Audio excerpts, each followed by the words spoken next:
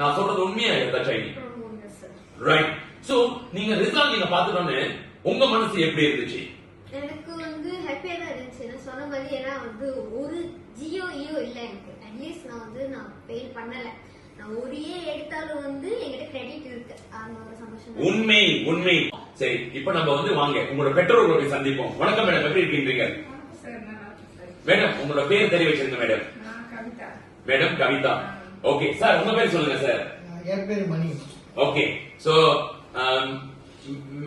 Kavitha madam, மணி sir, இவங்க ரெண்டு பேரும் வந்து தட்சாயினியோட பெற்றோர்கள்.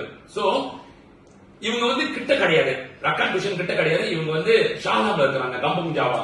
சோ அங்கிருந்து வந்து ஒவ்வொரு வாரமும் தட்சாயினிக்கு வந்து சனிக்கிழமை கிளாஸ் அனுப்பிடுவாங்க, ஞாயிற்றுக்கிழமை கிளாஸ் அனுப்பிடுவாங்க.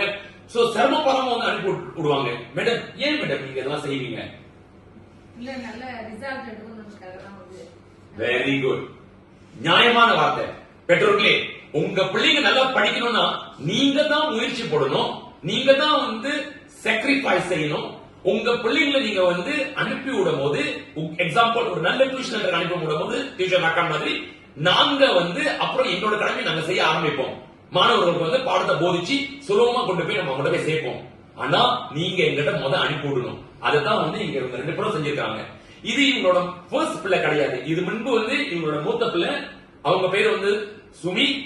சோ அந்த ஸ்டூடெண்ட் எங்கிட்ட வந்து படிச்சு சிறந்த தேர்ச்சி பெற்றாங்க. அப்புறம் தான் வந்து தட்சாயினி இப்ப அனுப்பி விட்டுருக்காங்க எங்ககிட்ட.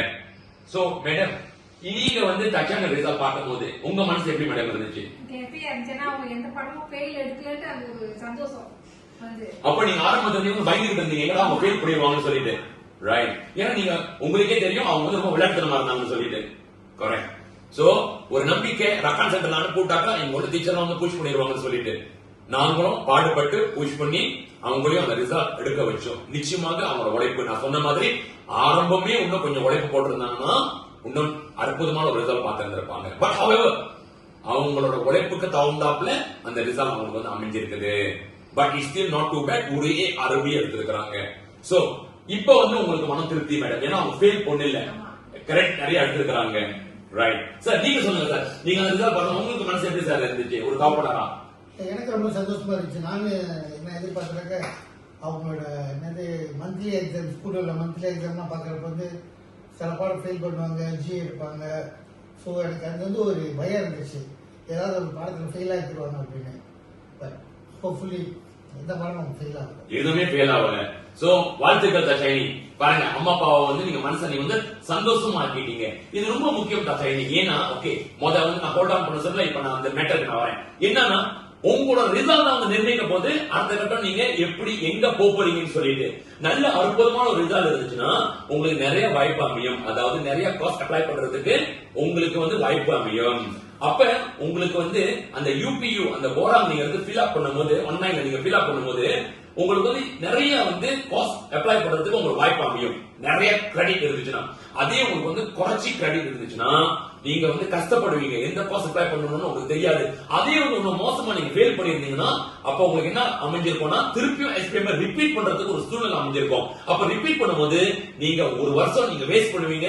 அதே சமயத்துல மன உளைச்சல், டைம் வேஸ்ட், பணம் வேஸ்ட், இதெல்லாம் வந்து தவிர்க்கணும். அப்ப நீங்க அந்த கஷ்டத்தை நீங்க வந்து எதிர்நோக்கல ஒரு அற்புதமான ஒரு விஷயம் நீங்க என்ன செஞ்சீங்கன்னா, நீங்க விளையாண்டாலும் கடைசி நிமிஷத்துல நீங்க எஃபர்ட் போட்டு ரக்கான் டீச்சரோட உதவி மூலமா நீங்க வந்து புஷ் பண்ணி உங்களை வந்து அந்த ரிசல்ட் எடுக்க வச்சாச்சு. அப்போ உங்களுக்கு வந்து ரிப்பீட் பண்றதுக்கு அவசியம் கிடையாது. அம்மா அப்பா பயந்த மாதிரி நீங்க எதுவுமே ஃபெயில் பண்ணல.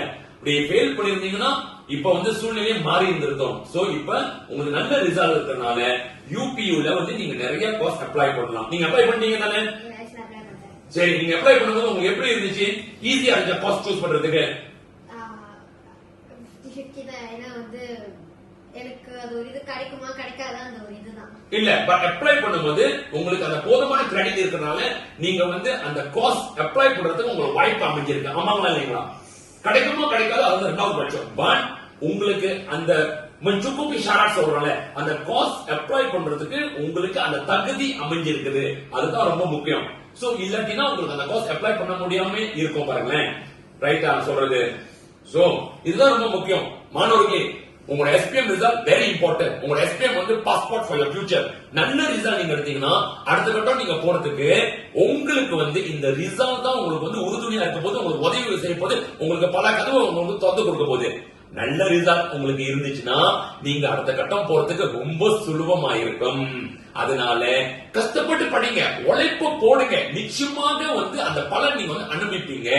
ஒரு தடவை நீங்க வந்து யூனிவர்சிட்டிக்கு போயிட்டீங்கன்னா உங்களுக்கு ஒரு நல்ல எதிர்காலம். ஏன்னா நீங்க வந்து ஒரு பட்டதாரி ஆயிட்டீங்கன்னா உங்களோட தலை எழுத்தே மாறிடும். ஒவ்வொரு இந்தியன் சமுதாயம் நம்ம குடும்பத்துல வந்து பல பட்டதாரியை வந்து உருவாக்கி வரணும். ஏன்னா மத்த இனமும் சரி, நம்ம வந்து சிறந்த தேர்ச்சி பெற்று நம்ம வந்து ஒரு பட்டதாரி சமுதாயமா வந்து உருவாகி வந்தாக்கா நம்மளுக்கு வந்து மதிப்பு கண்டிப்பாக நம்மளுக்கு வந்து சேரும். மத்த இனமும் நம்மளை பார்த்து மதிப்பாங்க. நம்மளும் வந்து நல்ல தலை நிமிர்ந்து இந்த நாட்டுல வாழலாம். இது ரொம்ப முக்கியம். உங்களுக்கும் வாய்ப்பு நிறைய அமையும். நல்லா ஒரு பதவியில போய் உட்காருவீங்க, கை நிறைய சம்பாதிக்கிறதுக்கு உங்களுக்கு வாய்ப்பு அமையும். எல்லாமே படிப்புல தான் இருக்கு மாணவர்களே. தயவு செய்து உங்க மைண்ட் செட்டை கரெக்டா வச்சுக்கோங்க. எவ்வளவு பாடம் கஷ்டமா இருந்தாலும் சவாலை எதிர்நோக்கிறதுக்கு தயாரா இருங்கள். முக்கியமாக மாணவர்களே, நீங்க ஃபெயில் பண்ற மாணவரா இருந்தீங்கன்னா மனதை தளர விடாதீங்கள், கிவ் அப் பண்ணாதீங்கள். தயவு செய்து உட்கார்ந்து அழுவுறத விட்டுட்டு வெளியே தேடுங்கள். நல்ல ஆசிரியர்களை கண்டுபிடிங்க, தேர்ந்து எடுங்கள். ரக்கான் டியூஷன்ல ஒரு சிறந்த ஆசிரியர் குழு இருக்கின்றோம். எல்லாருமே வந்து இந்திய ஆசிரியர்கள் தான். உங்களை வழி நடத்துறதுக்கு நாங்க தயாராக இருக்கின்றோம்.